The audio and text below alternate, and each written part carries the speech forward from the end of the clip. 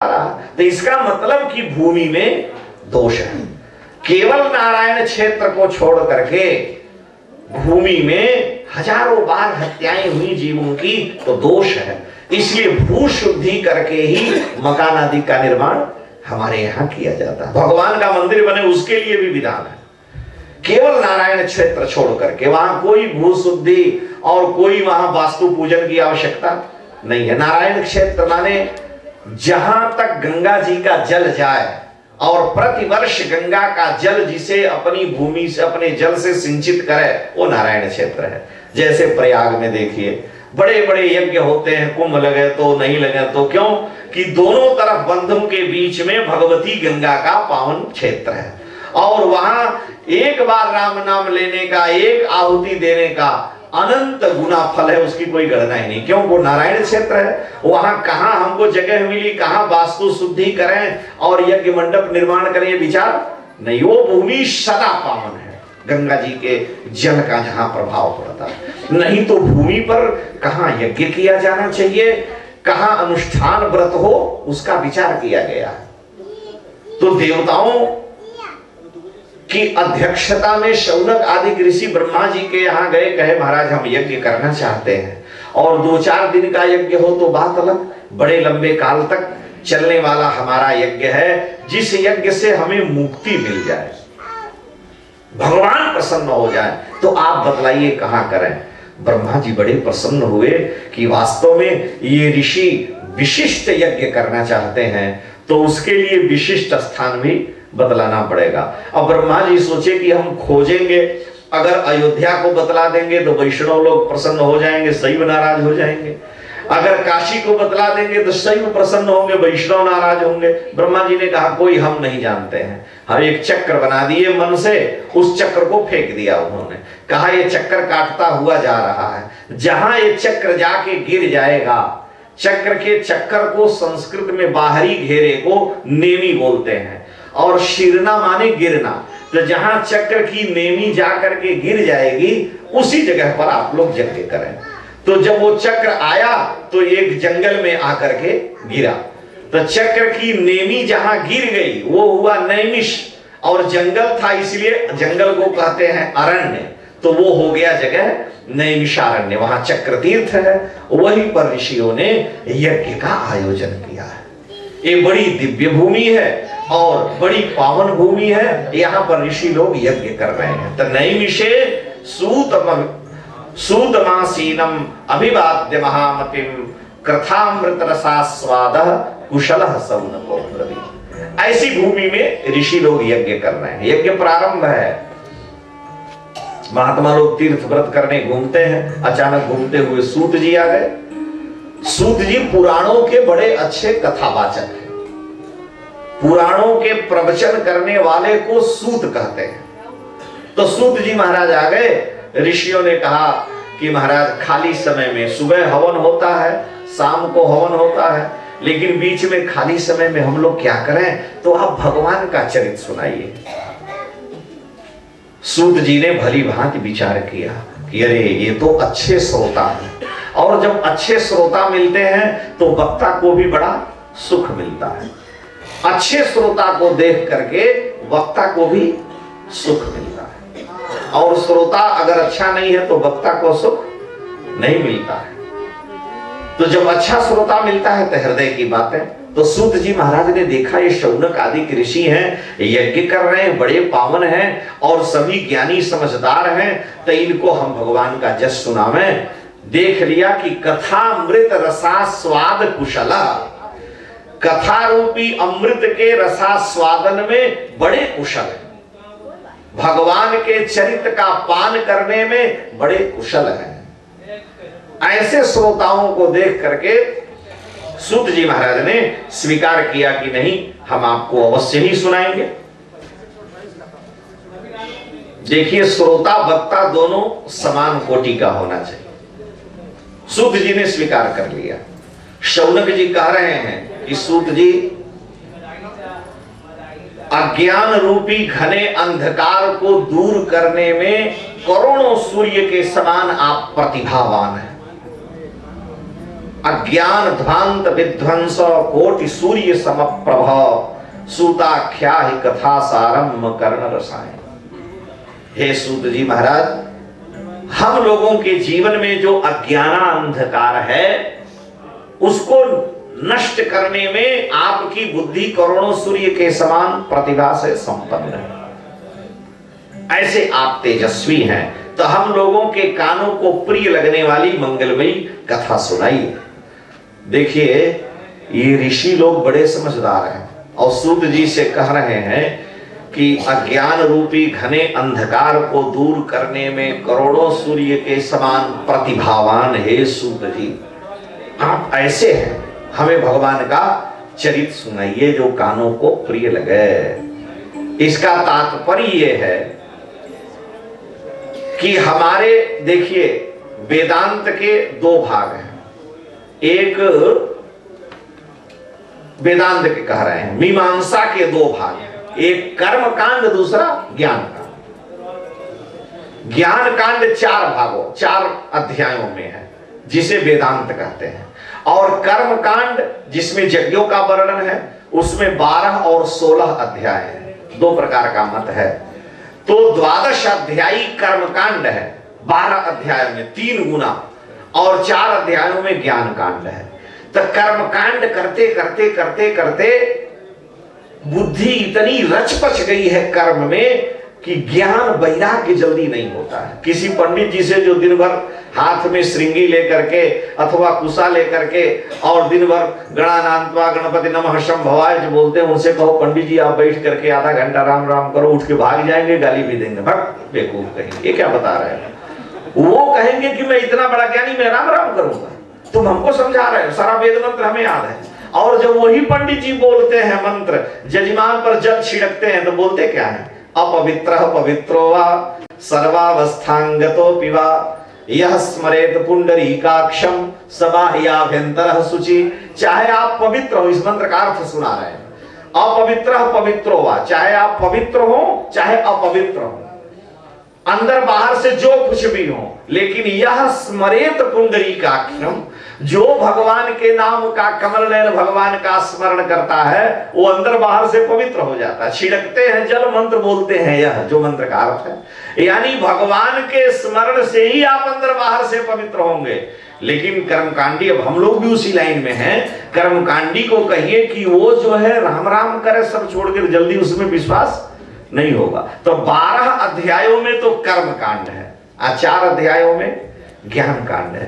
तो ये ऋषि लोग कह रहे हैं कि हे सूत जी, इस विशाल कर्म कांड के पचड़े में पड़ने से दिन भर स्वाहा स्वाहा और श्रौत स्मार्त यज्ञों के कारण हमारे हृदय में जो कर्म के प्रति मोह आ गया है वही अज्ञान है। उसको दूर करने में करोड़ों सूर्य के समान आप प्रतिभावान हैं। अब वो कर्म के पचड़े से मुक्ति दिलाइए, ठाकुर जी के चरणों में अनुराग हो, रति हो, यह हम चाहते हैं। हे सूत जी महाराज, हम पर कृपा करें आप। हम कर्म से, कर्मवाद की अंतिम विश्रांति ज्ञान कांड में, कर्म की निंदा नहीं है। कोई कर्म छोड़ करके और सोचे हम ज्ञानी बन जाएं, तो कर्म, उसका निषेध है शास्त्र में, उसको मना किया गया है। कर्म का त्याग करके और केवल कर्म करते करते उस कर्म के परिणाम स्वरूप अंत में ज्ञान का प्रकाश हो, कर्म के प्रति अनासक्त हो करके, ये उसका है। भाई राम राम करते करते करते करते करते करते भगवान का स्मरण करते करते अब वाणी और जीभ चलना बंद हो जाए। अब वो जो वाणी शरीर से हो रहा था वो प्राण से होने लगे, वो रोम रोम से होने लगे। कबीर बाबा कहते हैं, कबीर साहब, कि अंखड़ियां झाई पड़ी राम निहार निहार, और जीभ हड़ियां छाला पड़े वो राम पुकार पुकार। तब जाकर के वह राम रोम रोम में बस गया है। अब मुझको पुकारना ही नहीं पड़ता है। लोग कहे कबीर साहब आप बड़े प्रेमी हैं, तो कबीर साहब ने कहा कि कबीरा कबीरा क्या कहे, जा जमुना के तीर एक एक गोपी प्रेम में बह गए कोटि कबीर। प्रेम अगर देखना है जिनके पीछे ठाकुर दौड़ता है तो वह प्रेम उन ब्रजांगनाओं का देखो। क्यों कि उनके वाणी से नहीं, अब रोम रोम से उनके श्री कृष्ण। जित देखूं तित श्याममयी है, जिधर देखता हूं उधर तू ही तू है, न तेरा सा जलवा न तेरी सी बू है, शाम की शमा में तू सुबह की शबनम में तू। तो ये उनकी दशा है, जित देखूं तित श्याममयी है। तो वह नामोच्चारण जब प्राण में प्रवेश कर जाएगा तो ठाकुर दूर जा ही नहीं सकते हैं। तो कर्म कांड हमारे प्राणों में न बस जाए, अब ठाकुर जी ज्ञान कांडा में और उसका प्रकाश करने वाले सूत जी महाराज आप हैं, तो हमारे कानों को प्रिय लगने वाली कथा को हमें सुनाइए। सूत जी बड़े प्रसन्न हुए। भाई वक्ता कुछ भी कहे उसकी प्रशंसा करिएगा, तो प्रशंसा किसको अच्छी नहीं लगती है। सूत जी महाराज ने, ऋषियों ने और भी कहा कि ये घोर कलयुग है और कलयुग में मनुष्य का स्वभाव असुर जैसा हो गया है। यह घोरे कलौ प्रायो जीवस चासुरतांगत।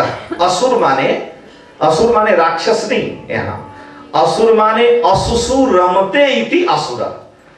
असु माने होता है प्राण, प्राण माने शरीर, और जो अपने शरीर के ही भरण पोषण में लगा रहे उसी को असुर कहते हैं। जब तक जियो सुख से जियो, कर्जा लेकर घी को पियो, जिसका लेना कभी न देना, फिर क्या जग में आना है, और आना है तो क्या कोई पहचाना है। तो असुर स्वभाव, खाओ पियो मौज उड़ाओ, ये चार्वाक दर्शन है। तो असुर जीव का ये स्वभाव हो गया है। जीवस चासुरतां गतः, असुर स्वभाव की निवृत्ति हो जाए, असुर नष्ट हो ये नहीं चाहिए, जो आसुरी स्वभाव है वो समाप्त हो जाए। तो जीवस चासुरतांगतः, ऐसी दशा में क्लेशाक्रांतस्य तस्यैव शोधने किम परायणम, ऐसी दशा में कल्याण का, दुख की निवृत्ति का उपाय क्या है। और हम ऐसा उपाय चाहते हैं जो परम उपाय हो। दवा खा लीजिए रोग दूर हो गया, लेकिन ऐसी दवा खिलाइए कि फिर रोग ही ना हो, एक रोग दूर हुआ दूसरा रोग हो गया, तो वो दवा ठीक नहीं है भाई। सांख्यकारिका में आसुरी महाराज लिखते हैं सांख्य दर्शन में कि जो सांख्य शास्त्र का सिद्धांत है वह ऐकांतिक दुख की निवृत्ति है। ऐकांत तो चार्थ तो भाव, ऐकांतिक दुख माने जिसके बाद फिर दुख हो ही नहीं, ऐकांतिक दुख की निवृत्ति। तो श्री शौनक आदि ऋषि कह रहे हैं कि कल्याणों का भी परम कल्याण करने वाला, पवित्रों को भी पवित्र करने वाला और भगवान को मिलाने वाला जो साधन है वह आप हमें बताइए। ये पद्म पुराण में पूछ रहे हैं और यही महाभारत में भी है। पवित्राणाम पवित्रम जो मंगलानाम च मंगलम दैवतम देवतानाम च भूतानाम जो व्यय पिता यतः सर्वाणि भूतानि भवन्त्यादि युगागमे यस्मिन् प्रलयं मायन्ति पुनरेव व्यक्षये तस्य लोक प्रधानस्य जगन्नाथस्य भूपते विष्णोर नाम सहस्रम में शृणु पाप भयापहम्। तो भगवान का नाम पवित्रों को भी पवित्र करने वाला, मंगलों को भी मंगल करने वाला है। रहस्य ये छिपा है कि जो पवित्र को भी पवित्र करे, मंगल को भी मंगल करे, ऐसा साधन बतलाना। और गुरुदेव अगर प्रसन्न हो जाए तो वैकुंठ मिल जाए, अगर चिंतामणि मिले तो सांसारिक सुख मिलेगा, कल्प वृक्ष मिल जाए तो कल्पना करने से स्वर्ग का सुख मिलेगा। लेकिन अगर गुरुदेव मिल जाए तो बक्सर वाले मामा जी महाराज का शब्द है कि गुरु मेहरबान तो चेला पहलवान। अगर गुरु जी की कृपा हो जाए तो वैकुंठम योगी दुर्लभम, योगियों के लिए दुर्लभ, ज्ञान योगी, ध्यान योगी, जप योगी, तप योगी, गप योगी, इन सबके लिए दुर्लभ जो भगवान का धाम है, अगर गुरुदेव प्रसन्न हो जाए तो वह वैकुंठम योगी दुर्लभम भी मिल जाएगा। इसलिए हे सूत जी, आप व्यास पीठ पर बैठे हैं, व्यास आसन पर जब व्यक्ति बैठता है तो गुरु आसन हो गया। इसलिए आप कृपा करें, हमारी जिज्ञासाओं का समाधान करें, कानों को प्रिय लगने वाला कल्याण का साधन क्या। उन्होंने कहा, बड़े प्रसन्न हुए सूत जी, कहा महाराज आप लोगों के हृदय के भावों को देख करके मुझे बड़ी प्रसन्नता है। प्रीति शौनक चित्ते थे यतो बचमी विचारे, मैं भली भांति विचार करके कहूंगा, बिना विचारे जो करे सो पाछे पछताए। तो इसलिए छोटा या बड़ा जो काम कीजिए परंतु पूर्वापर सोच लीजिए, आगे पीछे, छोटा या बड़ा जो काम कीजिए परंतु पूर्वापर सोच लीजिए, क्योंकि बिना विचारे यदि काम होगा कभी न अच्छा परिणाम होगा। इसलिए सूत जी कह रहे हैं कि यतो बचमी विचार्य, मैं भली भांति विचार करके ही ये तराजू तौल के तब मुख बाहर आने, मैं आप लोगों को सुनाऊंगा। और सर्व सिद्धांत निष्पन्नम, सर्व सिद्धांत को नहीं सुनाऊंगा, सिद्धांतों से भी जो निष्पन्न है। वादित प्रतिवादिभ्याम निर्णीतो अर्थ सिद्धांत, और सारे सिद्धांतों से जो निर्णीत अर्थ है वह मैं बतलाऊंगा। वेदांत क्या कहता है, योग क्या कहता है, सांख्य क्या कहता है, कौन दर्शन क्या कहता है, सबका सार मैं आपको बतलाऊंगा। सूत जी महाराज कह रहे हैं। और सबका सार क्या बतलाए हैं, केवल भगवान का नाम है तो बतलाए हैं। सबका सार यही बतलाए। पतंजलि महाराज ने, आप तो रामदेव बाबा को जानते ही हैं, दुनिया भर का पतंजलि महाराज ने योग दर्शन लिखा, महाभाष्य लिखा। और उनसे पूछा गया कि महाराज आथा तो जो है जिज्ञासा आप शुरू करते हैं, योगस चित्त वृत्ति निरोधा और निर्वाण की बात कर रही, बतलाओ जो हाथ पैर सीधा न कर सके, हम लोगों जैसा बड़े पेट वाला हो तो उसकी मुक्ति कैसे होगी? योगासन नहीं करेगा तो उसका कल्याण कैसे होगा? क्या उसके लिए अष्टांग योग के बिना उसका कल्याण है? तो पतंजलि महाराज पतंजलि योग दर्शन में लिखते हैं कि वर्षों तक अष्टांग योग की साधना करने के बाद निर्वाण मिलेगा कि नहीं ये कोई निश्चित नहीं है। योग भ्रष्ट हो गए तो गड़बड़ा गए। लेकिन मैं जो कह रहा हूं, पतंजलि महाराज कह रहे हैं कि अष्टांग योग की साधना का जो प्रतिफल है वही फल, उसी तत्व की प्राप्ति तज्जपस तदर्थ भावनम से हो जाएगी। योग दर्शन का सूत्र है, भगवान की भावना करके उनके नाम का, तस्य वाचको प्रणवः, नाम का जप करो उसी से वो सब मिल जाएगा। सारे वेदांत सबका शास्त्रों का एकमात्र सार है ठाकुर जी का नाम। लेकिन सबसे बड़ी बात यह है, लोग कहते हैं महाराज जरा बतलाइए तो ग्रह गोचर खराब है, तो उनसे कह दीजिए कि शनि का जप कराओ, महामृत्युंजय कराओ, 10-20 हजार का खर्च बताओ तो तुरंत प्रसन्न हो जाएंगे। आइए कहो कि तुम 10 मिनट बैठ करके केवल राम राम करो, तो कहा महाराज जी तो रोजे करते हैं, आप कुछ और बताओ। यानी बजट बतलाओ, लेकिन जो उससे भी दिव्य दवा है, जो मृत्युंजय बनाने वाले शंकर जी मृत्युंजय के देवता हैं, महामृत्युंजय जप करो, खर्च करो, ठीक है, लेकिन मृत्युंजय भी जिसका नाम जप के मृत्युंजय है वो बतलाओगे दूसरों विश्वास नहीं होगा। क्यों कि महाप्रसादे गोविंदे, महाप्रसाद में, भगवान के प्रसाद में, महाप्रसादे और भगवान में, गोविंदे नाम निवैष्णव ब्राह्मणे, भगवान के नाम में, भगवान के भक्त में और ब्राह्मण में, अल्प पुण्यवताम राजन विश्वासो नैव जायते, जिसका अल्प पुण्य है, थोड़ा पुण्य है, उसका भगवान के प्रसाद में, भगवान में, भगवान के नाम में, ब्राह्मण में, अल्प पुण्य वालों का विश्वास ही नहीं होगा। महाप्रसादे गोविंदे नामनि वैष्णव ब्राह्मणे अल्प पुण्यवताम राजन विश्वासो नहीं जायते। सामान्य पुण्य है तो विश्वास है नहीं होता, और यदि विश्वास है उस राम महाराज में तो सबसे बड़ा चमत्कार है। सबसे श्रेष्ठ साधन ठाकुर जी के उस नाम का वैशिष्ट है। शंकर जी स्वयं कहते हैं कि मैं काशी में रहता हूं, लेकिन दिशा में मंत्रम तव राम नाम, मैं आपके राम नाम का ही उपदेश करता हूं। तारक मंत्र देते हैं और लिखा है कि श्री राम रामेति रामेति तारकम ब्रह्म संज्ञकम, श्री राम राम राम राम ये तारक मंत्र है।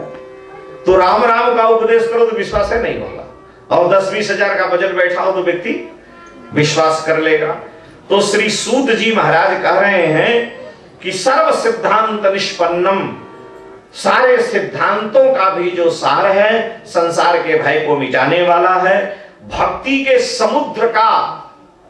समुद्र को भी उद्वेलित कर देने वाला, भक्ति का समुद्र जिससे उमड़ जाए, और भगवान कृष्ण की प्रसन्नता का जो कारण है वह मैं आपको सुनाऊंगा, जिसे ठाकुर जी कृपा करें। काल रूपी विषधर सर्प के भय से संसार का प्राणी भयभीत होकर के भाग रहा है। काल को किसी ने नहीं देखा, काल को किसी ने देखा नहीं, और डरते सब हैं। विचित्र बात यह है, जिसको देखा दुर्दांत दुष्ट है उससे डरना तो स्वाभाविक है, लेकिन काल से देखा किसी ने नहीं और डरते सब। अरे देखोगे जहां मिला तहां गए, काल यदि आ गया तब तो फिर मिले तो गए। तो काल से हर व्यक्ति डरता है और काल से अभी मुलाकात किसी ने की ही नहीं। भाई काल झपट्टा देता है दिन में 12,000, पर मूर्ख न समझे नहीं तो कैसे उतरे पार। काल झपट्टा देता है दिन में 12,000, पर मूर्ख न समझे नहीं कैसे उतरे पार। कैसे उतरे पार, मोह में हार्यो बाजी, भजा नहीं भगवान रहा माया में राजी। कहत दीन दरवेश, अरे अब छाड़ दे कूर कपट्टा, दिन में 12,000 देत है काल झपट्टा।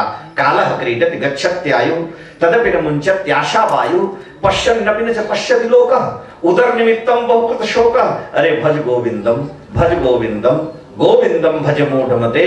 तो काल ब्याल मुख ग्रास, त्रास निर्नाश है तवे। श्री सूत जी महाराज कह रहे हैं कि काल रूपी जो भयंकर ब्याल है, सर्प है, उसके मुख का ग्रास संसार का सब प्राणी होने वाला है, और उससे निर्नाश का जो कारण है, उससे छुटकारा दिलाने वाला जो कारण है, वह है श्रीमद् भागवतम शास्त्रम।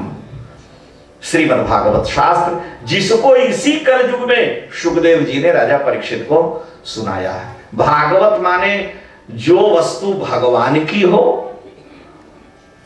भगवान की वस्तु को भी भागवत कहते हैं और भगवान को भी भागवत कहते हैं, स्वार्थ में प्रत्यय करने पर। तात्पर्य यहां यह है कि श्रीमद् भागवत महापुराण भगवान का है और भगवान के भक्तों का है। सबका बिगड़ सकता है, लेकिन भगवान का और भगवान के भक्त का कोई बाल बांका नहीं कर सकता है। भगवान ने अर्जुन से गीता में कहा कि तुम प्रतिज्ञा करो कि श्री कृष्ण के भक्त का नाश नहीं होता। अर्जुन ने कहा हम कहें प्रतिज्ञा करें, आप करो प्रतिज्ञा करें हम कि श्री कृष्ण के भक्त का नाश नहीं होता। आप प्रतिज्ञा करो हे श्री कृष्ण की मेरे भक्त का नाश नहीं होता। और भगवान अर्जुन से कह रहे हैं कि अर्जुन तुम प्रतिज्ञा करो कि मुझ कृष्ण के भक्त का नाश नहीं होता।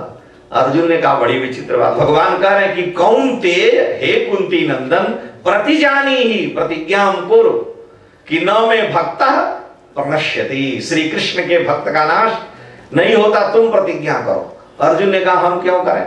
भगवान ने कहा कि हम अगर प्रतिज्ञा करेंगे तो कोई भीष्म मिल जाएगा तो मेरी प्रतिज्ञा टूट जाएगी, लेकिन तुम अगर अर्जुन प्रतिज्ञा कर लेगा तो मेरे भक्त की प्रतिज्ञा मैं नहीं तोड़ने दूंगा, अपनी प्रतिज्ञा भले ही टूट जाए। भीष्म ने प्रतिज्ञा की कि आज जो हरिहीन शस्त्र कहाऊं तो लाजो माता गंगा को संतन सुत न कहाऊं। और हुआ क्या? ठाकुर जी ने अपनी प्रतिज्ञा तुंग दी, भीष्म की प्रतिज्ञा रख ली। इसलिए भगवान कह रहे अर्जुन तुम प्रतिज्ञा करो, कौन्तेय प्रतिजानी ही न मे भक्त प्रणश्यति। मैं अपने भक्त के संकल्प को, भक्त की प्रतिज्ञा को नहीं टूटने देता। महाविश्वास भगवान के भक्त में हो, भगवान में। ये श्रीमद् भागवत का अर्थ है।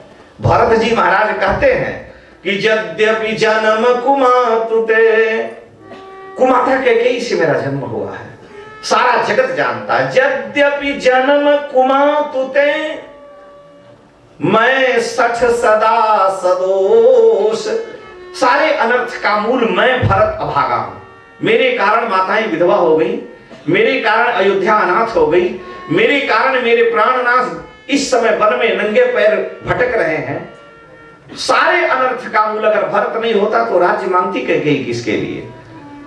ऐसी दुष्ट माता कैकेयी से मेरा जन्म और सारे अनर्थ का मूल मैं हूं। यद्यपि जन्म कुमातुते, मैं सठ सदा सदोष। लेकिन आपन जानी न त्यागी है, मोहि रघुवीर भरोस। मुझे अपने राघव पर विश्वास है कि वो मेरा त्याग नहीं कर सकते। मैं उनका हूं, वो मेरा त्याग नहीं कर सकते। यद्यपि मैं अनभल अपराधी, भे मोहि कारण सकल उपाधि। तदपि शरण सन्मुख मोहि देखी, क्षम सब करी है कृपा विशेष। मुझे इतना विश्वास है। रक्षिष्यत इति विश्वासो। भक्ति के जो शरणागति के 6 वेद हैं, 6 भरत जी में है। आनुकूल्यस्य संकल्पः प्रातिकूल्यस्य वर्जनम रक्षिष्यति इति विश्वासो गोप्तृत्व वर्णम तथा आत्मनिक्षेप कार्पण्यम षड्विधा शरणागति। आत्मनिक्षेप के लिए सारे अंग हैं, इतना विश्वास है। तो भागवत माने भगवान के भक्तों की जो हो और जो भगवान की।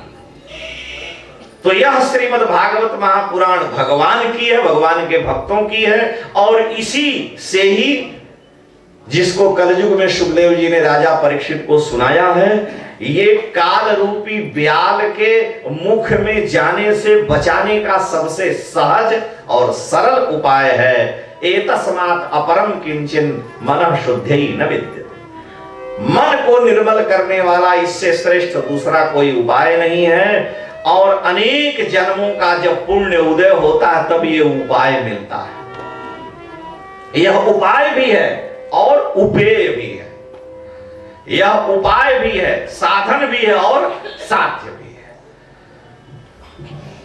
श्री सुखदेव जी महाराज ने जिसे राजा परीक्षित को सुनाया। जब सुखदेव जी सुनाने को तैयार हुए, देवता वहां अमृत का कलश लिए आ गए। उन्होंने कहा, यह अमृत राजा परीक्षित को पिला दीजिए, और जो आपकी वाणी से कथा रूपी अमृत की वर्षा होने जा रही, हमें पिलाइए।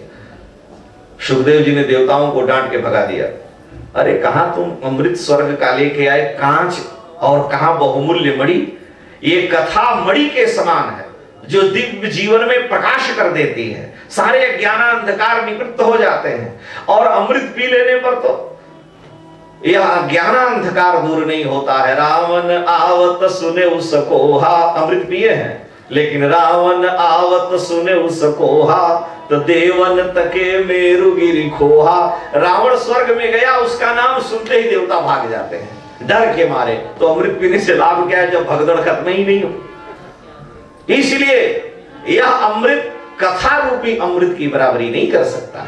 देवताओं को भगा दिया। दूसरी बात यह है कि कथा रस को पीने के लिए भक्त योगी होना चाहिए, प्रेमी होना चाहिए, योगी होना चाहिए। योगी माने ठाकुर जी से जुड़ा होना चाहिए। जैसे भी जुड़ जाए, हे प्रभु मैं आपका हूं, यद्यप मैं अनभल अपराधी लेकिन आपका हूं, भय मुझ कारण सकल उपाधि लेकिन आपका हूं। तो ठाकुर योगी, योग माने जुड़ना, तब योगी होना चाहिए, ठाकुर जी से जुड़ा हुआ हो। और देवता क्या है? भोगी है। सुखदेव जी कह रहे हैं कि कथा रस को पीने वाला योगी वैकुंठ को प्राप्त कर लेता है, और इस कथा का अधिकारी योगी होना चाहिए। और देवता तुम तो भोगी हो, तुम अपना कर्म ही नहीं सही ढंग से निभाते हो। देवता का काम क्या है? इंद्री द्वार झरो खाना, अतः तह सुर बैठे करी थाना। देवताओं को थानाध्यक्ष बना करके बैठाया गया। आंख में सूर्य चंद्रमा को, कानों में अश्विनी कुमार को, जीभ पर वरुण देवता को, मुख में अग्नि देवता को, हाथों में इंद्र देवता को, सारे देवताओं को सारे द्वारों की सुरक्षा के लिए लगाया गया है। ये सारे थानाध्यक्ष हैं। गोस्वामी जी कह रहे हैं कि इंद्री द्वार झरो खाना, अतः तह सुर बैठे करी थाना। लेकिन थानाध्यक्ष अगर घूसखोर हो तो चोरी होगी कि नहीं होगी? आवत देख ही विषय बयारी, ते हठी दे ही कपाट उघारी। जब विषय रूपी वायु का प्रवाह आता है तो थानाध्यक्ष कपाट खोल देते हैं और सारा मालटाल लेकर के चोर चले जाते हैं। और जब चले गए तो थानाध्यक्ष ऐसे देवताओं से क्या होने वाला है? तुम लोग भोगी हो, क्योंकि विषय रूपी वायु का, विषय रूपी पदार्थों का सेवन करते, इसलिए तुम्हें ये कथा रूपी जो दिव्य अमृत है नहीं पिलाया जा सकता, स्वर्ग का अमृत पीते रहो। तो सुखदेव जी ने देवताओं को भोगी जान करके भगा दिया, और परीक्षित जी योगी हैं, ठाकुर जी से जुड़े हैं, सारे भोगों को छोड़ दिया है, उनको कथा पिलाए। परीक्षित जी सीधे भगवान के स्वरूप को प्राप्त कर लिए। जब स्वरूप को प्राप्त कर लिए, ब्रह्मा जी को बड़ा आश्चर्य हुआ। हमने दशाश्वमेध यज्ञ लिखा है, हमने राजसूय यज्ञ लिखा, दुनिया भर के यज्ञ वर्णन है, और दुनिया भर के व्रत है, उपवास है, पूर्णिमा है, रविवार है, मंगलवार, इनको करने वाला भगवान के धाम नहीं जाएगा, कथा सुनने वाला 1 रुपए का खर्च नहीं, न प्राण देना, खाओ पियो मौज से सुनो, वो चला जाएगा। तो ब्रह्मा जी ने तराजू के एक पलड़े पर जप तप व्रत यज्ञ को रखा और एक पलड़े पर भागवत जी को रख दिया। जब तौले तो सब हल्का होकर के तराजू के पलड़े से भी ऊपर उठ गए, माना डंडी से भी ऊपर चले गए, और जिस पर भागवत रखी थी वो नीचे आ गया। ब्रह्मा जी को बड़ा आश्चर्य हुआ कि सारे साधन आदि भागवत जी के सामने नगण्य हैं। लघु नन्यानि जातानि गौरवे नैदम महत्, ये इतना भारी है। अरे भाई, एक तरफ भगवान है और एक तरफ दुनिया भर के जप तप व्रत है। भगवान का ही तो स्वरूप श्रीमद् भागवत है, तो जहां भक्त और भगवान है उसकी बराबरी कोई जप तप यज्ञ व्रत नहीं करेगा। युधिष्ठिर जी ने राजसूय यज्ञ किया, युधिष्ठिर जी ने राजसूय यज्ञ किया। वाल्मीकि रामायण में लिखा है कि राम जी राजसूय यज्ञ करने का संकल्प किए। अयोध्या आने के बाद भरत जी ने मना कर दिया, भरत जी ने मना कर दिया, ठाकुर जी राजसूय यज्ञ मत करिए। राम जी ने कहा क्यों? भरत जी ने कहा जब आप राजसूय यज्ञ करेंगे सारी प्रजा राम राजा बपू, राम राजा, चारों ओर आपके राम राज्य और राम राजा की चर्चा है। और जब आप राजसूय यज्ञ करेंगे तो चारों दिशाओं में जितने भी पृथ्वी के राजा हमको कर देते हैं उन सबको पराजित करके उनसे धन लेकर के आना पड़ेगा। उन राजाओं को दुख होगा, उनको पीड़ा होगी, और किसी को दुखी करके किया जाने वाला यज्ञ उस धर्म को नहीं उत्पन्न कर सकता है जिससे भगवान प्रसन्न हो। स्वर्ग दे सकता है लेकिन भगवान की प्रसन्नता में कारण, इसलिए वह यज्ञ नहीं होना। अश्वमेध यज्ञ करिए लेकिन राजसूय यज्ञ। युधिष्ठिर जी ने राजसूय यज्ञ किया, महाभारत में लिखा है। और 1 लाख लोग जब भोजन कर लेते थे तो घंटा बजता था, और ऐसा घंटा रोज कई बार बजता था, यानी कई लाख लोग भोजन करते थे। भोजन कराना ब्रह्म यज्ञ है। जब सारा यज्ञ समाप्त हो गया, युधिष्ठिर जी अवभृत स्नान कर लिए, कलश के जल से मार्जन सब हो गया, भगवान कृष्ण सारे भाई बैठे हैं, तब तक एक नेवला आ गया। उस नेवले का आधा शरीर सोने का था, सुनहला था, और आधा शरीर उसका नेवले के रंग का था। वो आया और युधिष्ठिर जी के यज्ञ की फूट फूट करके निंदा करने लगा। अरे बेकार है तुम्हारा यज्ञ, तुमने कुछ पुण्य नहीं किया। अब आए बाएं समय बोलने लगा। युधिष्ठिर जी को बड़ा आश्चर्य हुआ, बड़े बड़े महात्मा ऋषि लोग हमारे यज्ञ की प्रशंसा किए और नेऊर हमारे यज्ञ की निंदा कर रहा था। उन्होंने कहा भाई क्या बात है, फिर वही निंदा शुरू कर दिया। भगवान कृष्ण से कहे कि प्रभु हमारा इतना बड़ा यज्ञ हुआ जिसमें आप जूठी पत्तल उठाते थे, लाखों लोग रोज भोजन करते थे, विधि पूर्वक सारे देवता आकर के आहुतियां लेते थे, सुख सुरवा अस्त्र का विधि पूर्वक प्रयोग किया गया, और ये नेवला हमारे यज्ञ की निंदा कर रहा है। सारे ऋषि महात्मा हमारे यज्ञ की प्रशंसा करते हैं। भगवान ने कहा ऋषि महात्मा लोगों को भेंट दक्षिणा भंडारा मिला, उसी में प्रसन्न है, नेवले बेचारे को क्या मिला है, इसी से पूछिए। युधिष्ठिर जी ने कहा भाई तुमको हमारे यज्ञ की निंदा करने का दोष लगेगा, क्यों निंदा करते हो? उसने कहा महाराज एक ब्राह्मण के घर में मैं डोलता था, 7 दिन की भिक्षा मांगने के बाद उस ब्राह्मण को एक पौवा सतुआ मिला, महाभारत में लिखा, और वो ब्राह्मण उस सतुआ को गीला करके पानीदार बना के अपने लड़के अपने और पत्नी के लिए जब पीने जा रहा था, उसी समय एक चांडाल आ गया, उसके साथ 2 कुत्ते थे, एक लड़का था, उसकी पेट पीठ एक में उसके सटे हुए थे। वो कोई ऋग्वेदी ब्राह्मण चौबे पाने तिवारी नहीं था, चांडाल था। वो आया और गिर पड़ा परीक्षित जो है ब्राह्मण के सामने, मैं सप्ताह भर से भूखा हूं, मेरा प्राण निकला जा रहा है, मेरे ऊपर ब्राह्मण देवता कृपा करो। ब्राह्मण स्वयं भूखा था, लेकिन उस ब्राह्मण ने सारा सत्तू उसको दे दिया और वो पी करके चला गया, ब्राह्मण भूखे रह गया। उस ब्राह्मण के घर में मैं डोलता था तो जो सत्तू सानने से नीचे गिर गया था वो मेरे शरीर में लग गया, और जितनी दूर लगा उतना मेरा शरीर सोने का हो गया। हमने सोचा महाभारत के बड़े भारी पुण्यात्मा साक्षात धर्मराज युधिष्ठिर जिस यज्ञ की पत्थर द्वारिकाधीश श्री कृष्ण उठा रहे हैं, ठाकुर जी के करकमलों का स्पर्श है, बड़े बड़े महात्मा भोजन किए हैं, युधिष्ठिर जैसे धर्मात्मा ने यज्ञ किया है, तो सारे पत्थर पर मैं डोल गया, लेकिन मेरा शरीर सोने का नहीं हुआ। तो उस ब्राह्मण के सत्तू दान के बराबर भी तुम्हारा राजसूय बेकार है।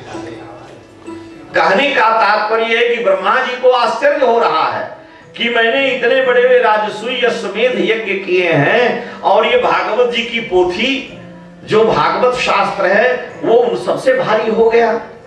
तो ब्रह्मा जी ने क्या निर्णय किया?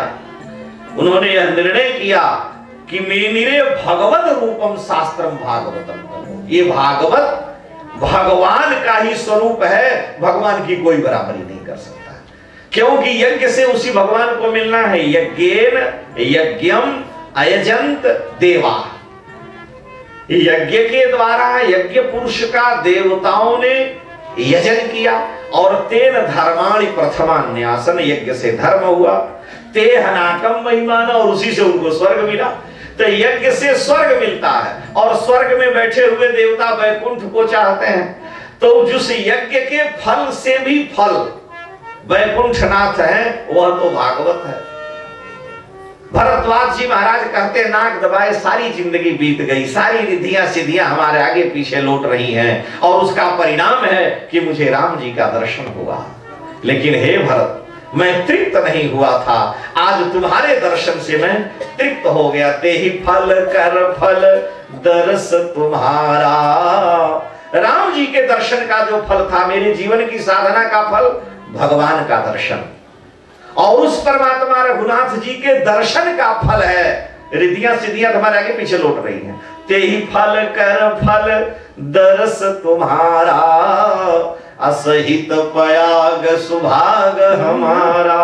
आज मैं, मेरा तीर्थराज प्रयाग सब धन्य हो गए क्योंकि भरत का दर्शन हो रहा है। सारा संसार राम राम राम राम जपता है और राम जी भरत भरत जपते हैं। भरत सरिस को राम स्नेही, जग जप राम राम जप जेही। ये भागवत है। भागवत माने भगवान के भक्त हैं, भागवत माने भगवान। तो भगवान और भगवान के भक्त की बराबरी कोई यज्ञ, कोई तप, कोई जप, कोई साधन नहीं कर सकता। ब्रह्मा जी ने निर्णय किया है, यद्यपि ब्रह्म संबंधात् श्रुतम एतत् सुदर्शिना। श्री सुखदेव, श्री सूत जी महाराज अनुग्रह करते हैं कि यह मुक्ति देने के लिए भागवत सर्वश्रेष्ठ उपाय भी है, उपेय भी है, साधन भी है, साध्य भी है। इससे श्रेष्ठ दूसरा कोई उपाय नहीं है। यद्यपि नारद जी ने भागवत अपने पिता ब्रह्मा जी से सुना है, लेकिन उनको भागवत की महिमा का ज्ञान सनकादिकों से हुआ। शौनक जी ने पूछा ये कैसे, तो बतला रहे हैं। नारद जी एक बार पृथ्वी पर आए, सारी पृथ्वी पर भ्रमण करके, हम अब तेज गति से कथानक आप सुने ही हैं, तो जहां व्याख्या होती वहां थोड़ा बढ़ा दे। देखिए हमारी एक आदत बड़ी विचित्र है, हमको एक तो चुटकुला आता भी नहीं और जल्दी हम सुनाते भी नहीं है, और काशियों में वही सास बहू की कहानी कैसे चमकाना मटकाना सुनावे तो बेकार है। इसलिए उससे हमको स्वयं एलर्जी है। और भगवान का जश इतना अपार है, ठाकुर जी का चरित्र ही इतना अपार है कि उसी का पार पाना कठिन है, तो सास बहू की कहानी सुनाने की क्या जरूरत है। मेरा अपना व्यक्तिगत विचार है। यद्यपि 10-12 पुराणों को पढ़ करके पुराणों की कथाएं आवे, रामायण दृष्टांत में हो जो आम आदमी का है, ठीक है, लेकिन और दुनिया भर के प्रपंचों में कहीं विशेष आता है। लोग देखते हैं जब नींद आने लगी तो थोड़ा बहुत उसमें जो है, जैसे कोई सो रहा है तो उसको कोई सुई चुभा देता है, तो उसी तरह से एक आध दे दिया जाए, तो वो भी सुई की तरह से चुभाने के नींद न आवे। मतलब वो दृष्टांत जो उसमें चुटकुला दिया गया वो चुभता है, ठाकुर जी के चरित्र का उससे कोई मतलब नहीं रहता भाव है। कलिना धर्म मित्रेण बाधितेयम धरा, अधर्म के मित्र कलयुग का सर्वत्र तांडव हो रहा है। नारद जी महाराज बड़े खिन्न हुए और इसी खिन्नता के निवारण के लिए बद्रिकाश्रम जा रहे हैं। सनकादिकों से समागम होता है। नारद जी अंत में घूम करके श्रीधाम वृंदावन में आए। वहां देखा कि एक स्त्री है, जुआवस्था है, और उसके पास में 2 बालक हैं जो वृद्धावस्था में हैं। बहुत सी स्त्रियां वहां घेरे पंखा आदि चल रही हैं। वो बार बार उन सोए हुए बालकों को, मूर्छित पड़े हुए दोनों को जगा रही, लेकिन वो जग नहीं रहे। नारद जी पहुंचे तो नारद जी के पहुंचने से उनको सुख मिला, और सुख मिला तो उसने कहा महाराज भो भो साधो क्षणम तिष्ठ, हे महात्मा जी थोड़ी देर रुकिए, आपके आने से बड़ा सुख मिला है। कहीं कहीं होता है। हमने एक स्त्री से पूछा कि आप अपने जीवन का कोई दिव्य अनुभव सुनाइए। उन्होंने कहा महाराज आप हंसेंगे। हमने कहा नहीं एक बताइए। कहा एक दिन हम दोनों लोग लड़ रहे थे, पति पत्नी, घमासान लड़ाई हो रही थी हम दोनों लोगों में। कोई भी, हमारे सास ससुर घर से बाहर भाग गए, वो उनकी हिम्मत नहीं पड़ी कि बीच में आवे। कोई लड़के बच्चे तो अपने आप डर के मारे भाग गए, और जेठानी देवरानी की तो बात ही अलग है, कोई सामने नहीं आया। लेकिन इसी बीच में एक महात्मा हमारे जो गुरुदेव हैं जिनसे मैंने दीक्षा ली है, वो बेचारे पता नहीं कहां से आ गए और सब हमारा काम गड़बड़ा गया। यानी लड़ाई झगड़ा हम लोगों का बंद हो गया। कहने का तात्पर्य यहाँ ये था कि उस महापुरुष के आने से उनके शरीर के वायु का, परमाणु का कुछ ऐसा प्रभाव पड़ा कि वह क्रोध तत्काल शांत हो गया। श्रीमद् भागवत के एकादश स्कंद में चर्चा है कि श्री दत्तात्रेय भगवान कहते हैं कि सारी मिथिला नगरी में मैं घूम मारा। तुलसीदास जी ने लिखा है मिथिला के लिए कि पुर नर नारी सुभग शुचि संता।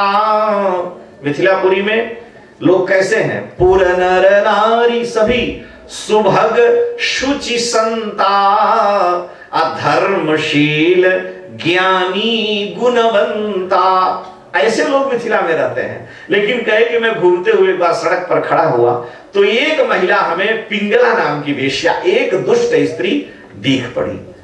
लेकिन मेरे दर्शन का प्रभाव, टीकाकारों ने तो लिखा है कि दत्तात्रेय भगवान के शरीर का स्पर्श करके वायु जब उस कोठे की ओर गई, उस वेश्या को हवा लग गई, तो उसके हृदय में परिवर्तन आ गया कि मैं 12 बजे रात तक प्रतीक्षा करती रही, कोई नहीं आया, व्यर्थ है यह जीवन, हाड़ मांस के लिए मैंने ऐसा किया। उसको वैराग्य हो गया और सुखम सुस्वाप पिंगला, वो सुख की नींद सोई। उसी दिन उसे वैराग्य हो गया, वो भी पवित्र और धन्य हो गई। कहने का तात्पर्य है कि एक संत के शरीर का, टीकाकार लिखे हैं कि वायु स्पर्श करके गया और उस वेश्या पर पड़ गया, उसके जीवन में परिवर्तन आ गया। तो हम पति पत्नी अगर लड़ रहे थे, गुरुदेव की हवा लग गई और उससे तुरंत क्रोध तत्काल शांत हो गया। यानी संत का दर्शन, संत का आगमन हुआ, उनके शरीर के वायु ने समझाए बुझाए कुछ नहीं, वायु के स्पर्श से इतना परिवर्तन हो गया। भक्ति महारानी कह रही हैं कि भो भो साधो क्षणम तिष्ठा मत चिंतामपि नाशय। हे महाराज ये मेरे पुत्र हैं, मैं इनकी माँ हूं, मैं जवान हूं, ये बूढ़े हैं, गंगा जमुना सरस्वती स्त्रियां यहाँ घेरे खड़ी हैं, आप थोड़ी देर के लिए आए, बड़ी शांति मिली, अब आप यहाँ रुकें। नारद जी ने कहा हमको श्राप है, हम कहीं रुकते ही नहीं, हम तो डोलते ही फिरते हैं। उसने कहा कि आप इतनी देर तक रुक गए, ये बहुत बड़ी बात है, लेकिन हम ये आपसे जानना चाहती हैं कि महाराज आप हम पर कृपा कर। नारद जी ने पूछा तुम्हारा परिचय? उसने कहा मेरा नाम भक्ति है, मेरे पुत्र ज्ञान वैराग्य हैं, ये गंगा आदि नदियां हैं। इस घोर कलिकाल के प्रभाव से मैं सारे द्रविड़ देश में उत्पन्न हुई, कर्नाटक में बढ़ी, जितने भी भक्ति के आचार्य हैं सब द्रविड़ देश में हुए। भगवान शंकराचार्य ये तो अद्वैत सिद्धांत के लेकिन परम भक्त भी हैं। भगवान शंकराचार्य जितने बड़े ज्ञानी हैं उतने बड़े भक्त भी हैं। भगवान शंकराचार्य अद्वैत सिद्धांत के प्रवर्तक, और जब उनकी मां का अंतिम समय था, प्राण निकलने लगा, तो मां ने वचन दिया था कि जब मेरा प्राण निकलेगा तो तुम्हें दर्शन देना पड़ेगा। तो उनकी मां अपने पुत्र का स्मरण करने लगी कि अब मेरे की देखभाल करने वाला कोई नहीं है। तो जब स्मरण की प्राण निकलते समय भगवान शंकराचार्य योग बल से वहां पहुंच गए, साक्षात शिव जी हैं, पहुंच गए और मां के सम्मुख पहुंच करके उन्होंने अद्वैत वेदांत का उपदेश नहीं किया, ब्रह्म ज्ञान नहीं दिया मां को, अयम ब्रह्म प्रज्ञानम ब्रह्म तत्वमसि अहम ब्रह्मास्मि नहीं कहे। क्या कहते हैं? श्रिया सृष्टो विष्णु स्थिर चर वपुर्वेद विषयो। हे श्री कृष्ण आप मेरी मां के सामने प्रकट होकर मेरी मां को दर्शन दें और मेरे मां का उद्धार हो जाए। ब्रह्म ज्ञान वहां देंगे काम चलेगा। तो भगवान शंकराचार्य अपनी मां के लिए वहां भगवान कृष्ण का आवाहन किए, भगवान प्रकट हुए, मां ने ठाकुर जी का दर्शन करते हुए शरीर का त्याग किया है। यानी भक्ति की पराकाष्ठा। और वो साधन पंचक में लिखते हैं भगवत पाद शंकराचार्य कि सत्य विभेदापग में नाथ तवाहम नमामि नस्त्वम सामुद्रो हि तरंगः क्वचन समुद्रो न तारंगः। सत्य विभेदापग में, हे प्रभु भेद की निवृत्ति होने पर भी नाथ तवाहम, मैं आपका हूं। अद्वैत में जो आप हैं वही मैं हूं, अहम ब्रह्म। लेकिन शंकराचार्य भगवान कह रहे हैं अंत में कि नाथ तवाहम, मैं आपका हूं, मैं आप से हूं। ईश्वर अंश जीव विनाशी, मैं आपका हूं, आप से हूं। न माम की नस्तम, आप हमसे नहीं है। समुद्र से तरंग है नाथ, तरंग से समुद्र नहीं है, आप हम पर कृपा करें। यानी भक्ति की यह पराकाष्ठा तो भगवान शंकराचार्य, श्री रामानुजाचार्य, भगवान श्री वल्लभाचार्य, जितने भी आचार्य हुए, मध्वाचार्य, सारे भक्ति के आचार्य दक्षिण भारत में हुए। लेकिन भक्ति का उज्जवल प्रकर्ष भगवान हुए उत्तर में और भक्ति के आचार्य हुए दक्षिण में। भारत भूमि का समन्वय भगवान का कृष्णावतार, श्री रामावतार, परशुरामावतार, वामनावतार बक्सर में, वामनावतार, वराहावतार, सारे अवतार उत्तर में, और जितने भी भक्त हैं सब दक्षिण भारत में। तो भक्ति कह रही है कि मैं दक्षिण में उत्पन्न हुई और कर्नाटक में बढ़ी, महाराष्ट्र में भी बढ़ी, गुजरात में आकर के थोड़ी थोड़ी मैं पाखंड के प्रभाव से जीर्ण शीर्ण हो गई। पाखंड भक्ति का सबसे विरोधी है। पाखंड माने होता है जो पाप का खंड खंड कर दे, पाप का खंड खंड कर दे, पता ही नहीं चले कि ये पाप है कि पुण्य है। तो पाखंड भक्ति का अंग खंडित करता है और भक्ति में पाखंड बाधक है। भगवती भक्ति महारानी कह रही कि गुर्जरे जीर्णतांगता, गुजरात में आकर मैं जीर्ण शीर्ण हो गई। अंत में मैं सब छोड़ करके वृंदावन में आ गई। मैं जुवती हो गई, मेरे पुत्र ज्ञान वैराग्य बूढ़े हो गए। हम गए थे सूरत में प्रवचन करने, तो हमारे साथ एक जगत गुरु जी थे, तो वो इसका अर्थ करते थे कि भक्ति महारानी लिखा है कि गुर्जरे जीर्णताम गता, गुजरात में भक्ति आई और जीर्ण हो गई, एकदम बूढ़ी, शरीर गलने लगा। वो अर्थ किए नहीं, गुर्जरे जीर्णताम गता, भक्ति गुजरात में आई, वहीं रह गई, वहीं बूढ़ी हो गई, कहीं गई ही नहीं। हमने कहा आप तो अर्थ बदल दिए, कहे अर्थ नहीं बदलेंगे तो दक्षिणा नहीं मिलेगी। उनकी बात, जगत गुरु जी की बात बता रहे हैं। कहे गुजरात में ही सारे वक्ता हैं बड़े बड़े हाईलाइट वाले, और भक्ति महारानी गुजराते में आई और जीर्णतांगता माने यही बूढ़ी होकर यही रही गई। वृंदावन गई थी, भाग के फिर यहीं आ गए। भाई नरसिंह मेहता वहीं हुए, बड़े बड़े बापू लोग वहीं हुए, महापुरुष लोग। तो वो ये अर्थ किया। हमने कहा लेकिन ये शास्त्र सम्मत अर्थ नहीं है। कहे नोट सम्मत अर्थ है, शास्त्र सम्मत हो चाहे। उनका नाम है, अब शरीर नहीं रहा, जगत गुरु हमारे पड़ोसी श्री हरियाचार्य के, जगत गुरु रामानंदाचार्य श्री हरियाचार्य, उनका शरीर नहीं रहा। यहाँ आचार्य चरण अनुग्रह करते हैं। भक्ति महारानी करी मैं गुजरात में पाखंड के कारण जीर्ण शीर्ण हो गई, फिर मैं आ गई वृंदावन में, यहाँ मुझे युवावस्था की प्राप्ति हो गई। लेकिन महाराज मेरे पुत्रों की दशा विचित्र है, आप कृपा करें। नारद जी कह रहे हैं देवी तुम नहीं जानती हो, मैं ज्ञान से सब देख रहा हूं, कलयुग का प्रभाव है। यहाँ जो साधु है वो परेशान है और जो असाधु है वो खुश है। इह संतो विशीदंती और प्रहिष्यंती है साधु। जो संत हैं वो दुख झेल रहे हैं, जो असंत हैं वो सुख पा रहे हैं।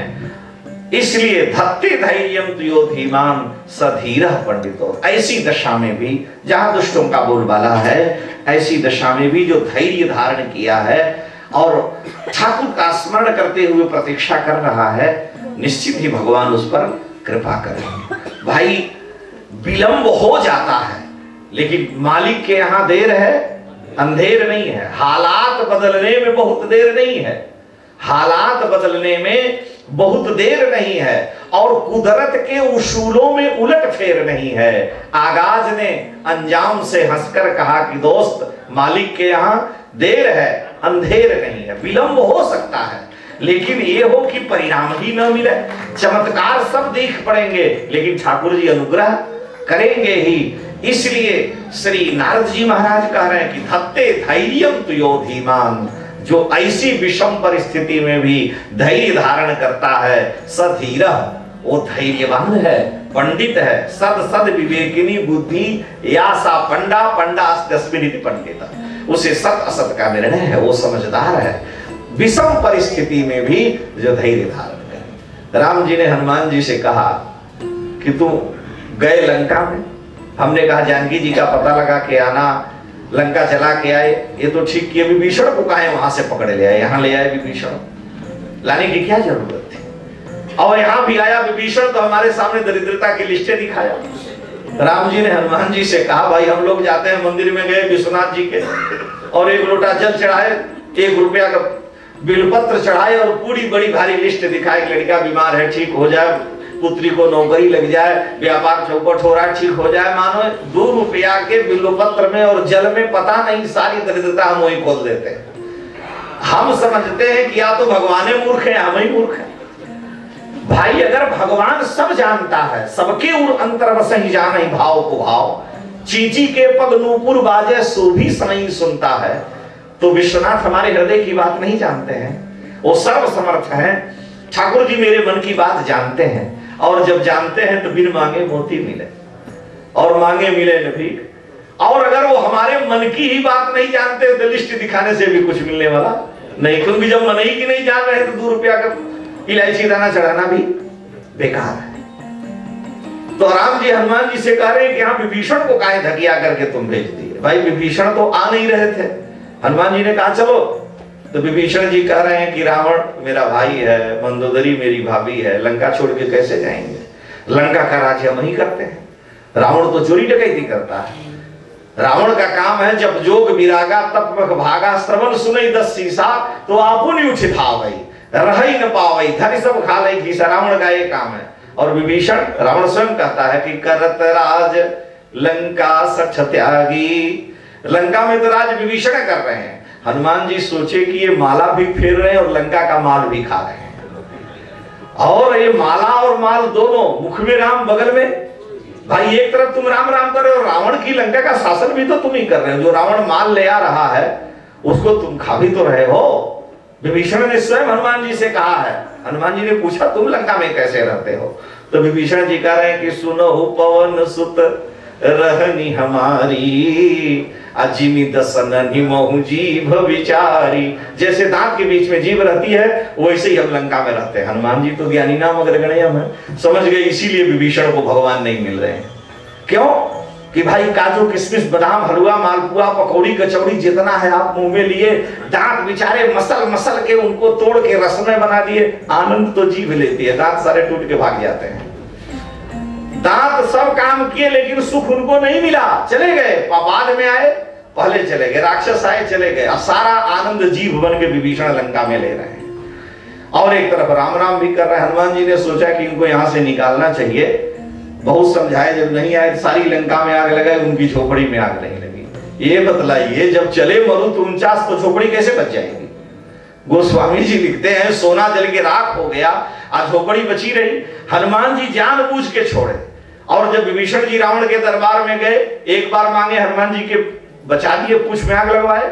और जब दोबारा मांगे कि तात चरण गही मांगो राखो मोर दुलार, तो रावण लात चला करके विभीषण को मारा कि एक बार तुम्हारा दुलार रखे तो सारी लंका जल गई, और दोबारा दुलार रखवाओगे तो हम कोई नहीं बचेंगे, भगाओ इसको यहां से। तो हनुमान जी जानते थे रावण की वकालत सारे राक्षसों ने किया, महाराज सारी लंका जल के राख हो गई, अब विभीषण की फूस की झोपड़ी बच गई, ये निश्चित ही शत्रु से मिला है। सब लोगों ने एक स्वर से कहा। हनुमान जी जानते थे कि जब तक रावण इनको बेइज्जत करके भगाएगा नहीं तब तक ये निकलेंगे नहीं, क्योंकि माल खाने को मिल रहा है। भाई मूड मुड़ाए 3 लाल सिर की मिट गई खाद, अब खाने को रोज माल मिले, लोग कहे महाराज बेफालतू डिग्री मिल रही है। तो इसलिए विभीषण जी महाराज आए, देखिए विचित्रता, वहां से रावण के यहां से निकाले गए। हनुमान जी के सामने राम जी कह रहे हैं विभीषण देखो यहाँ आया, यहाँ भी लिस्ट में लेकर के आया।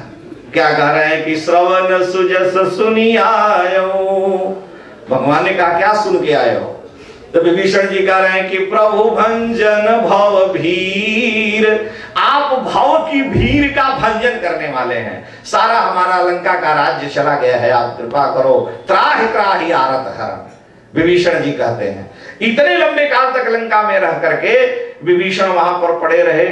लेकिन हनुमान जी ने, हम तो ये बात आपको थोड़ा सा ऊपर से सुनाए, हनुमान जी ने देखा कि इतनी विषम परिस्थिति में रह करके भी विभीषण ने राम नाम नहीं छोड़ा। दुर्दांत दुष्टों के बीच में रह करके भी, तनिक भी जीव इधर उधर जाए तो काट खाएंगे।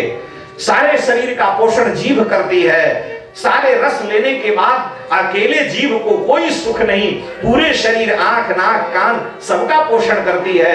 एक विभीषण सारे लंका के लोगों की आयु और उनके ऐश्वर्य की रक्षा करता है। ऐसे महाभागवत इतनी विषम परिस्थिति में लंका में पड़े हुए हैं, अब इनको ठाकुर जी की शरण में ले चलना चाहिए। तो हनुमान जी उनको लेकर के आते हैं। एक विभीषण का यह प्रभाव है। गोस्वामी जी लिखे हैं कि रावण जब ही विभीषण है, चीटी बंद कर रावण जब ही विभीषण त्यागा, तब भय विभव बिनु तब ही अभागा। गोस्वामी जी कह रहे हैं कि रावण ने जब विभीषण का त्याग किया तो दो चीजें उसकी चली गई, भय विभव बिनु श्रीहीन हो गया और अभागा माने उसकी भाग्य भी फूट गई। दोनों चीजें रावण की तब तक नहीं गई जब तक विभीषण का अपमान नहीं किया। तुलसी बाबा लिख रहे हैं कि तौलो न दाप दल्यो दस कंधर, अजौलो विभीषण लात न मारो। ये भागवता अपराध है कि रावण की समूल लंका का नाश हो गया। भगवान अपने उस भक्त को देखते हैं कि किस परिस्थिति में कहां है, मेरा स्मरण कर रहा है। जहां रहे अगर ठाकुर का स्मरण कर रहा है तो भगवान कृपा करेंगे। ये घोर कलयुग है, लेकिन नारद जी कह रहे हैं देवी इसमें भी धत्ते धैर्यम तुयो धीमान सधीरो पंडितो थवा। वह भगवान की कृपा का पात्र बनेगा ही, वह निश्चित ही ठाकुर जी की कृपा का भोग करेगा, इसमें कोई दो राय नहीं है। हालात बदलने में बहुत देर नहीं है, कुदरत के उसूलों में उलट फेर नहीं है। आगाज ने अंजाम से हंसकर कहा कि दोस्त मालिक के यहाँ देर है अंधेर विलंब हो सकता है। इसलिए श्री नारद जी महाराज कह रहे हैं भक्ति तुम धैर्य धारण करो, ये विषम परिस्थिति है। भक्ति महारानी के साथ साथ नारद जी वृंदावन की प्रशंसा करते हैं कि धन्य है यह वृंदावन, धन्यम वृंदावनम तेनो भक्तिर नित्य तीर्थ। यह भूमि धन्य है जहां भक्ति नाच रही है। महात्मा लोग सुनाते हैं, पद है संतों का कि मुक्ति भी कहती है वृंदावन में कि हमारी मुक्ति हो जाए, मुक्ति भी कहती है कि मेरी मुक्ति। वृंदावन की गैल में भक्ति पड़े बिलखाए, मुक्ति पड़े बिलखाए, और मुक्ति कहे गोविंद सो मेरी मुक्ति बताओ। हे मुक्तिदाता प्रभु हमारी मुक्ति कैसे होगी? मुक्ति ने कहा, भगवान ने कहा कि तुमको मुक्त करने की सामर्थ्य मुझ में नहीं है, क्योंकि मेरी दासी हो। तुम्हारी मुक्ति वृंदावन में होगी। पड़ी रहो इस गैल में, ब्रज की गैल में। जब साधु संत चली जाएं तो उड़ी उड़ी रज मस्तक पड़े तो सहज मुक्ति हो जाए। तो उनके चरणों की रज तुम पर उड़ के पड़ेगी तो मुक्ति की भी मुक्ति हो जाएगी। तो द्वापर में ही मुक्ति की मुक्ति हो गई, वो तो वैकुंठ चली गई। नारद जी कह रहे हैं भक्ति तुम भगवान की दासी हो। भगवान ने तुमको मुक्ति दासी दे करके भेजा था, दासी को भी दासी। चैतन्य महाप्रभु भगवान से प्रार्थना करते हैं और यही कहते हैं कि दासानुदासो गोपी भर्तु पद कमलयो दास दासानुदास। मैं गोपी भर्तु पद कमलयो दास दासानुदास। मैं भगवान के प्रेमी जो गोपियां हैं उन गोपी भर्तु माने गोपियों के प्राणनाथ ठाकुर जी के दासों के दास का भी दास। ये दैन्य है भगवान के भक्तों की कृपा का आस्वादन करना। तो वृंदावन धन्य है जो मुक्ति को भी मुक्ति देने वाला है। भक्ति महारानी ने नारद जी की प्रशंसा की और कहा महाराज आपकी वाणी से तो ध्रुव और प्रहलाद तर गए, आपने हम पर बड़ी कृपा की है। नारद जी ने कहा गोपियों को भी उसी परमात्मा ने कृपा करके उनका उद्धार किया, तुम चिंता मत करो। भक्ति महारानी ने कहा हमारे कष्ट को दूर करिए, मेरे पुत्रों को ठीक करिए। नारद जी ने उनके कानों में मंत्र सुनाया, पूरी गीता पढ़ दी, हिलडुल के ठीक रहे, जैसे के तैसे हो गए। उपनिषद सुना दिया, वेदों का मंत्र सुनाया, कुछ नहीं हुआ। अंत में नारद जी को बड़ी चिंता हुई, दो चार महात्माओं से पूछा, महात्माओं ने कहा जब आप ही को पता नहीं है तो हम क्या बताएंगे। जिस प्रश्न का उत्तर नारद जी नहीं जानते उसका कौन समाधान करेगा। नारद जी महाराज आखिर में चिंता में पड़े। उसी समय आकाशवाणी हुई कि हे नारद जी उद्यम सफलस्तेयम भविष्यति न संशय। आप प्रयास करिए, आपका प्रयास सफल होगा, भक्ति के दुख का निवारण होगा। लेकिन नारद जी उद्यम क्या करें ये समझ भी नहीं रहा, कौन सा सत्कर्म करें। अंत में उस जिज्ञासा को लेकर के नारद जी सोचे जब कोई उत्तर नहीं दे रहा, भगवान के अपने स्वामी के पास जाएं, जिसका कोई समाधान नहीं, वो अपने ठाकुर के चरणों में निवेदन कर दिया। बद्रिकाश्रम में 6 महीने नारद जी भगवान की पूजा करते हैं और 6 महीने मनुष्य पूजा करता है। तो 6 महीने नारद जी पुजारी हैं, भगवान बद्रीनाथ के यहाँ गए तो भगवान का तो अभी दर्शन नहीं हुआ, पहले ही सनकादिकों का दर्शन हो गया। सनक, सनंदन, सनातन, सनत कुमार नारद जी उनके चरणों में प्रणाम किए, कहे महाराज भगवान के दर्शन से पहले अगर भक्त का दर्शन हो जाए तो समझिए कि जीव के सारे संकट निवृत्त हो गए, सारे शंकाओं का समाधान हो गया। क्योंकि भक्त का दर्शन भगवान के दर्शन से भी ज्यादा पुण्यावह है। भगवान में तो सबको विश्वास हो जाएगा और भगवान के भक्त में विश्वास होना बड़ा कठिन है। और भक्त में विश्वास हो जाए तो ठाकुर जी कहीं जाएंगे ही नहीं, वो तो पीछे पीछे दौड़ेंगे। सनकादिकों से नारद जी ने अपना प्रश्न सुनाया कि भक्ति के पुत्र स्वस्थ कैसे होंगे। नारद जी ने जब ये बात कही, अरे उन्होंने कहा तुमको तो सारा उपाय मालूम है। नारद जी ने कहा मैं नहीं समझ गया। सनकादिकों ने कहा अपने ब्रह्मा जी से जो श्रीमद् भागवत महापुराण सुना है, चतुश्लोकी भागवत, उस श्रीमद् भागवतान मुक्ति ही, उस भागवत से ही भक्ति के पुत्र स्वस्थ हो जाएंगे, ज्ञान वैराग्य। नारद जी ने कहा कि मैंने सारे गीता और वेद वेदांत को उनको सुना दिया, वो स्वस्थ नहीं हुए, भागवत से कैसे होंगे। सनकादिकों ने कहा कि पत्ता चबाइए आम का, स्वाद नहीं मिलेगा, छिलका चबाइए स्वाद नहीं मिलेगा, उसका टहनी चबाइए स्वाद नहीं मिलेगा। जो मिठास आम में है वो डाली में, टहनी में, पत्ते में नहीं है आम का ही वो फल भाई, उसी वृक्ष का ही वो सारा रस लेकर के आम में आया है। लेकिन आम की मिठास उसके डाली टहनी शाखा में नहीं मिलती। उसी तरह से जो वेद है, उसी तरह से जो उपनिषद है, जो गीता है, ये तो वृक्ष है और इनका पका हुआ फल जो है श्रीमद् भागवत महापुराण है। तो हमको पेड़ गिरने से क्या फायदा, फल खाने से मतलब है, लोग व्यवहार में कहते हैं। तो यह श्रीमद् भागवत महापुराण उसका पका हुआ फल है। गन्ने कि रस को, गन्ने को चूसने में वह मिठास नहीं मिलती जो गन्ने की बनी हुई शक्कर में होती है। दूध के पीने से वह स्वाद नहीं मिलता जो उसी दूध से निकले हुए घी का स्वाद है। तो उसमें वह छिपा हुआ है। इसलिए नारद जी आपको चिंता नहीं करनी चाहिए। श्रीमद् भागवतम श्राव्यम शोक दुख विनाशनम। शोक और दुख दो को दूर करने वाला है भागवत शास्त्र। शोक किसका दूर किया? व्यास जी का। शोक किसका दूर किया? परीक्षित जी का। बड़ी विचित्र बात एक है, देखिए हम लोग थोड़ा सा दर्शन वाले दिमाग के हैं। गीता, रामायण और भागवत भारतीय वैदिक सनातन परंपरा के 3 आधार ग्रंथ हैं, प्राण उत्स ग्रंथ है, मूल ग्रंथ है। गीता, भागवत और रामायण। रामायण माने वाल्मीकि रामायण, रामचरितमानस भी ले लीजिए उसका हिंदी में, लेकिन संस्कृत में 3 है, गीता, भागवत और रामायण। और तीनों की उत्पत्ति कैसे हुई है? शोक से। व्यास जी को शोक हुआ तो नारद जी ने भागवत का उपदेश किया। वाल्मीकि को शोक था तो रामायण आया, आप जानते क्रौंच पक्षी के मारे जाने पर। और अर्जुन को शोक हुआ तो भगवान ने गीता का उपदेश किया। तो तीनों के मूल में शोक ही है और ये तीनों ग्रंथ शोक और दुख को ही दूर करने वाले हैं। संसार से जब शोक होगा, संसार के सारे पदार्थों से जब जीव को निर्वाण होगा, निर्वेद होगा, तो अपने आप ठाकुर के चरणों में अनुराग होगा। हम लोगों ने संसार को अपने हृदय में भर रखा है, दुनिया भर का राग भर रखा है। राग माने काम, क्रोध, लोभ, मद, मत्सर, छल, छद्म, इन सबको स्थायी बैठा रखा है। तो ठाकुर जी कहते हैं कि तुम हमको भी बैठाना चाहते हो और वहीं पर दुनिया भर का कूड़ा करकट भी रखे हो, तो मैं कैसे आऊंगा? कोई मेहमान घर पर आता है तो सफाई करनी पड़ती है। तो बहुत टाइम हो गया हमको घड़ी देखे नहीं, बस अब जल्दी से पूरा कर।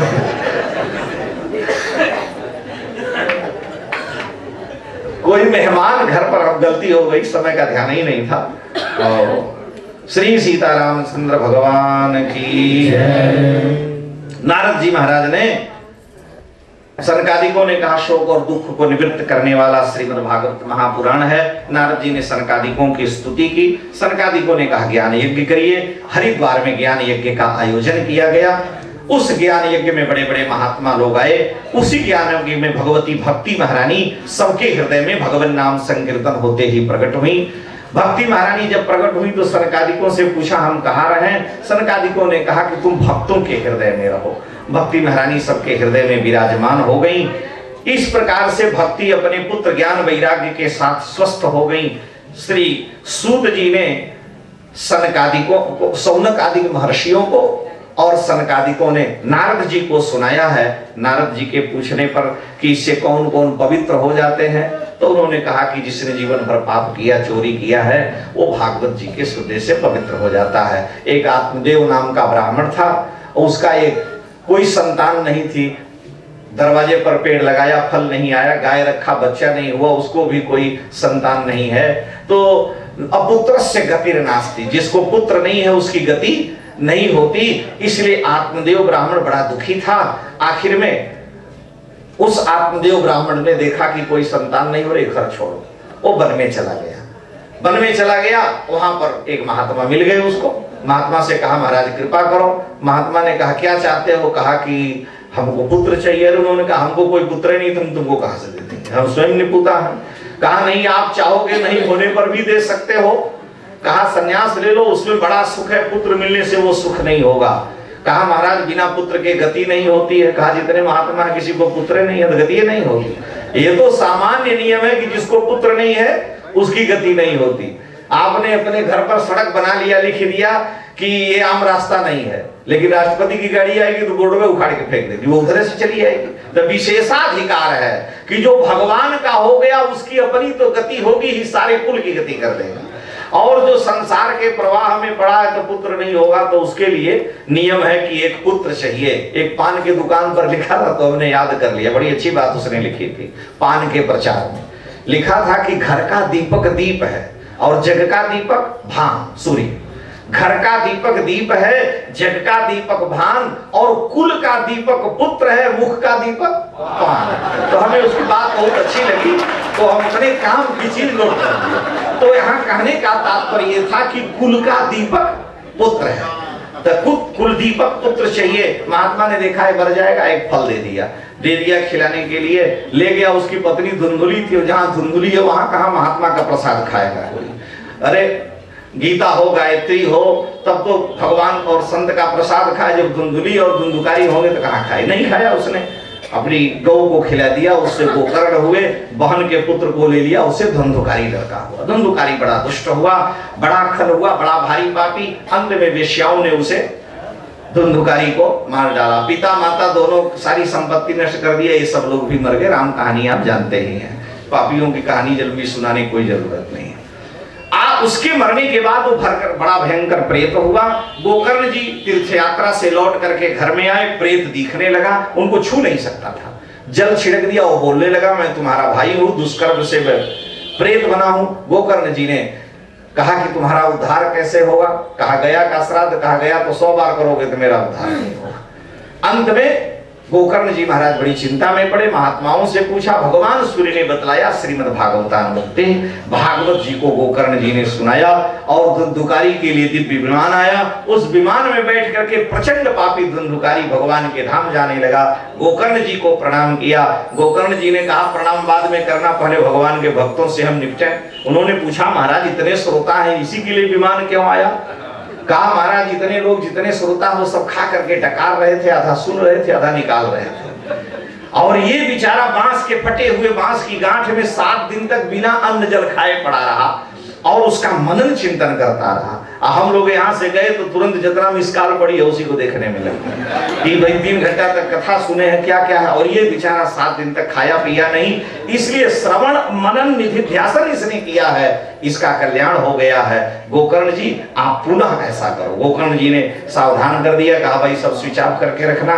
सारे लोग सुने, भगवान आए सबको लेकर के और गोकर्ण जी को हृदय से लगा करके भगवान के धाम को चले गए। यहाँ कहने का तात्पर्य था कि जीव के अनंत पापों का मार्जन श्रीमद् भागवत महापुराण से हो जाता है। जीव उतना पाप कर ही नहीं सकता जितना पाप भगवान के नाम और भगवान के भागवत से कट जाता है। श्री सूत जी महाराज ने शौनक आदि महर्षियों को सुनाया है और सनकादिकों ने भागवत जी के सुनने की विधि बतलाई, शुभ मुहूर्त में कथा का आयोजन करें। इसी बीच में सुखदेव जी आ गए, उन्होंने भागवत जी के महात्म्य का वर्णन किया है, संकेत में केवल इशारे से बतलाया है।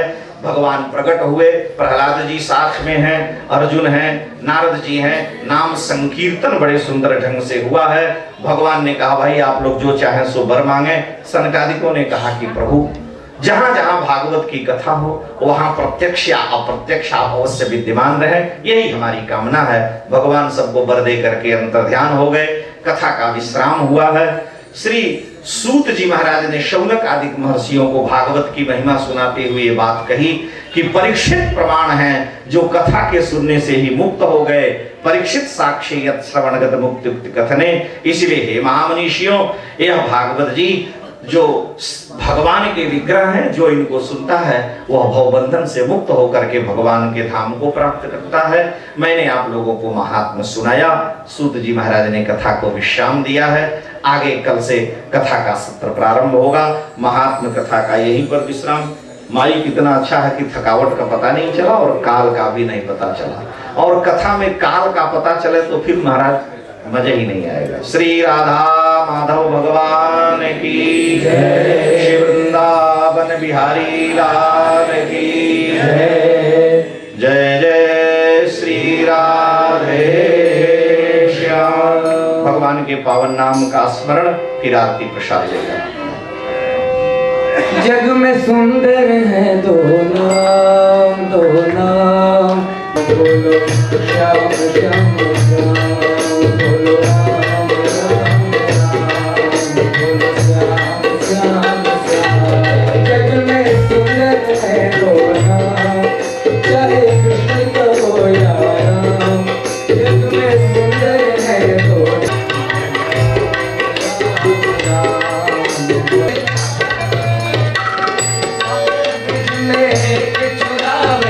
एक बेर बिल्ली के खावे, दोनों दिन के दुख हरत है, दोनों दिन के दुख हरत है, दोनों सुख के धाम। चाहे कृष्ण कहो या राम, चाहे कृष्ण कहो या राम। जग में सुंदर है दो नाम, चाहे कृष्ण कहो या राम। बोलो राम राम राम, बोलो श्याम श्याम श्याम, बोलो।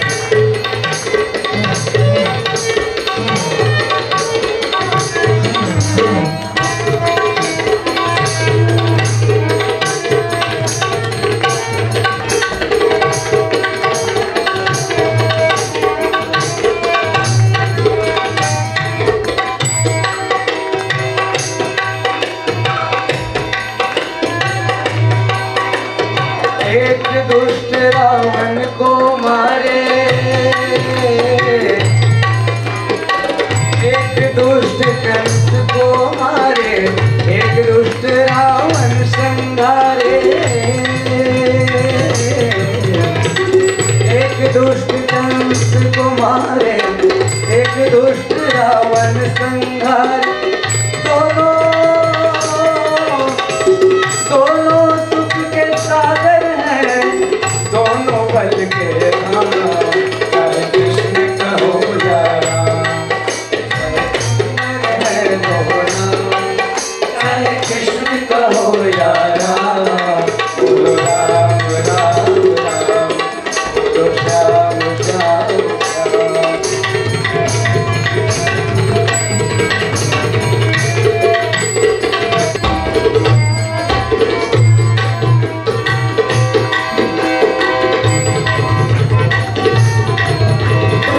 एक हृदय में प्रेम जगावे, एक हृदय में प्रेम जगावे, एक ताप संताप मिटावे। एक हृदय में प्रेम जगावे, एक ताप संताप मिटावे।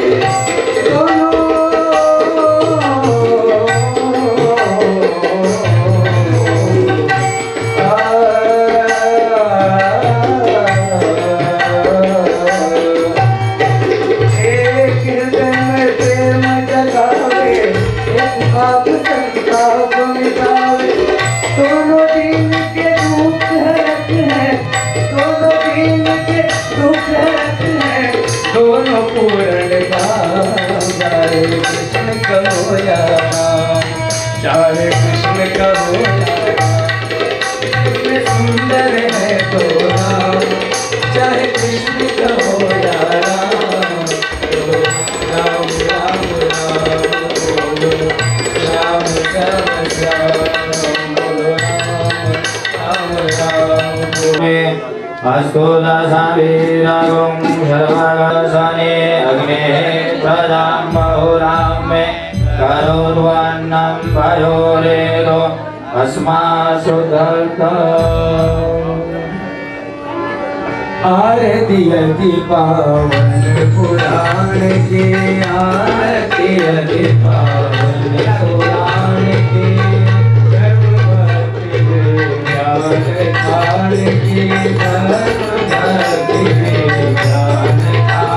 की, महापुराण भागवत निर्मल, महापुराण कल्प फल, परमानंद सुधारस में, परमानंद सुधारस में लीला की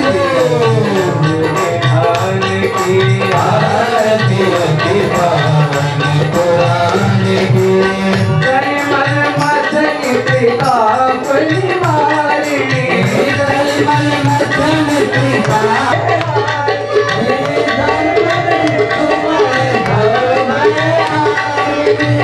सेवक जगत सकल सुखकारी, सेवक जगत सकल सुखकारी,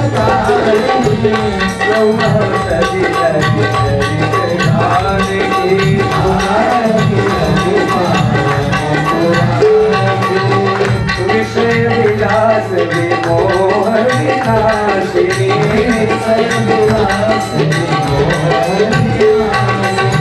विषय विलास विमोह विनाशिनी, विमल विराग विवेक विकासिनी, भगवत तत्व रहस्य प्रकाशिनी, भगवत तत्व रहस्य प्रकाशिनी, परम ज्योति ज्ञान की आरती अति पावन पुराण की, परमहंस मुनि मन उद्यासिनी, परमहंस मुनि मन उद्यासिनी,